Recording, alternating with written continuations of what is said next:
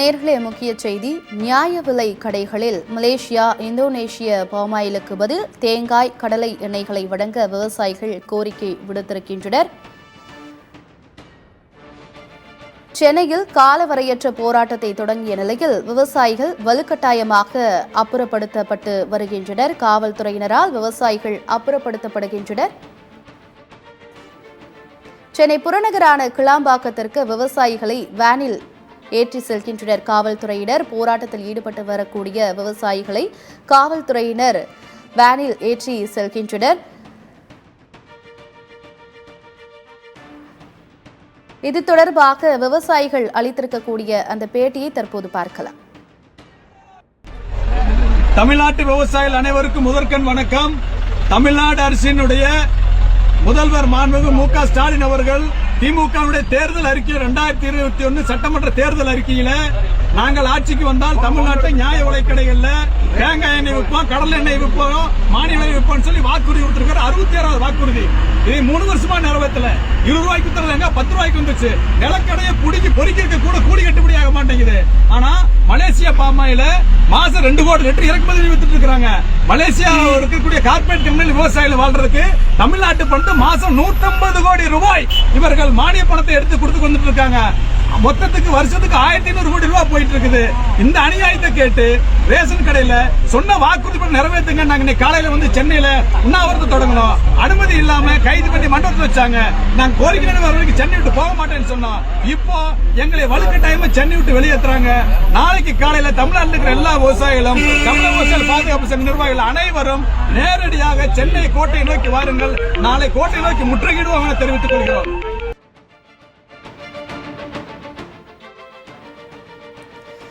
நேர்களே, இந்த போராட்டம் தொடர்பாக விவசாய சங்கத்தைச் சேர்ந்த ஈசன் அவர்கள் நம்முடன் இணைப்பில் இணைந்திருக்கிறார். அவரிடம் மேலும் விவரங்களை கேட்டு பெறலாம்.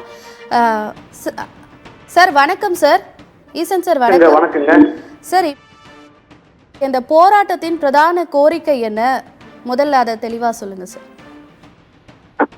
அதாவதுங்க, தமிழ்நாட்டினுடைய ரேஷன் கடையில ஒவ்வொரு மாசமும் ஒவ்வொரு ரேஷன் கார்டுக்கு 1 லிட்டர் பாமாயில் கொடுக்கறாங்க. அந்த பாமாயில் இந்தோனேசியா, மலேசியாவிலிருந்து 100 ரூபாய்க்கு 1 லிட்டர் விலைக்கு வாங்கி 25 ரூபாய்க்கு ரேஷன் கடையில கொடுக்கிறாங்க. 1 லிட்டருக்கு 75 ரூபாய் நம்ம தமிழ்நாட்டு மக்களுடைய வரி பணத்திலிருந்து மானியமாக தமிழ்நாடு அரசு கொடுக்குது. இந்த மாதிரி மானியமா கொடுக்கிற பணம் மட்டும் பாத்தீங்கன்னா ஒரு வருஷத்துக்கு 1500 கோடி ரூபாய் மலேசியா, இந்தோனேசியா வியாபாரிகளுக்கு, விவசாயிகளுக்கு போயிட்டு இருக்குது. ஆனா உள்நாட்டுல எண்ணெய் வித்துக்களான தேங்காய் எண்ணெய், நிலக்கடலை எண்ணெய், எள்ளெண்ணெய் விளைவிக்கக்கூடிய விவசாயிகள் கடுமையான கஷ்டத்துல இருக்கிறான். தூக்கு போட்டு செத்துட்டு இருக்கிறான். கடுமையான நஷ்டம். 20 ரூபாய்க்கு வித்துருவோம் தேங்காய் 10 ரூபாய்க்கு விற்குது. நிலக்கடலையே பொறிக்கிற கூலியோட கட்டுப்படி ஆக மாட்டேங்குது. இன்னொன்னு பாத்தீங்கன்னா 2021 சட்டமன்ற தேர்தலில் திமுகவோட தேர்தல் அறிக்கையில 66வதுல மிக தெளிவா சொல்லி இருக்கிறாங்க, நாங்க ஆட்சிக்கு வந்து இந்த கோரிக்கை நிறைவேற்றுவோம். சொன்னதை செய்யுங்கன்னு சொல்லி நாங்கள் 3 வருஷமா கோரிக்கை வைக்க நிறைவேற்றவே இல்லை. அதை கண்டிச்சு நாங்க இன்னைக்கு நிறைவேற்ற சொல்லி சென்னையில காலவரையற்ற உண்ணாவிரத்துக்கு நாங்க வந்தோம். அமைதியாக அறவழியில நாங்க போராட வந்த போது எங்களுக்கு அனுமதி இல்லைன்னு சொல்லி எங்களை கைது பண்ணி கொண்டு மண்டபத்தில் வச்சாங்க. எங்களுக்கு கோரிக்கை நிறைவேற்றினா போதும் நாங்க உட்கார்ந்துருந்தோம். சென்னை விட்டு கோரிக்கை நிறைவேற்றாம நாங்க போக மாட்டோம்னு சொல்லிட்டு இருக்க போது எங்களை கொண்டு போய் வலுக்கட்டாயமாக குண்டர்கள், போலீஸ் வந்து குண்டர்கள் மாதிரி எங்களை தூக்கி பஸ்ல போட்டு அடிச்சு, பெண்களை தூக்கி போட்டு உதைச்சு, கடுமையா சித்திரவதை செஞ்சு, மனிதர்மை மீறல் நடத்தி இப்ப எங்களுக்கு வலுக்கட்டாயமே கிளாம்பாக்கம் பஸ் ஸ்டாண்டு கொண்டு எங்களை பஸ் வச்சு எங்க ஊருக்கு அனுப்ப பாக்குறாங்க. முதல்வர் அவர்கள் சொன்னதை செய்ய சொல்லி கேட்டது நியாயமா? பாதிக்கப்படும் போது விவசாயிகளுடைய பாதிப்பை கேட்க சொன்னது நியாயமா? அமைதியாக அறவழியில போராடுவது நியாயமா, அநியாயமா?